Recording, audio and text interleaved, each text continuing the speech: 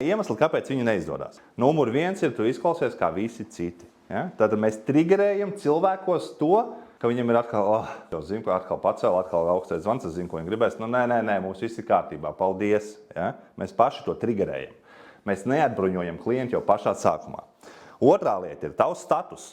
Ko es domāju ar vārdu tavs status? Tas ir tas, kā jūs paši sevi redzat pirms tā zvana. Ko es tur jums zvanīšu? Viņš ir meža īpašnieks, viņam ir pārzvanīšu. Es esmu tikai pārdevējs no sērijas. Ko es tur zvanīšos, vai ne? Tas ir, no šitā ir jātiek vaļā. Ja? Jūs darat savu darbu. Tas ir varbūt tieši tā neapzināti, bet jūs tā, kaut kur, teiksim, zemapziņā bieži vien tas cilvēkiem ir, ja? Es jau tikai, ko es sēžu, es domāju, ka pārdevējs kārtēji zvanīs un tam, ja?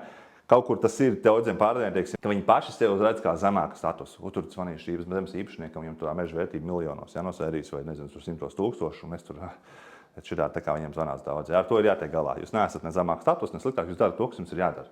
Tā ir nepārliecinātība, tā ir nesagatavotība, un šo te iemeslu pēc tā saruna bieži vien izklausās kā bērnam ar pieaugušo. Vai varbūt varētu tur lūdzu, varbūt minūtīti veltiet man laika, ja? No tam līdzīgi, teiksim.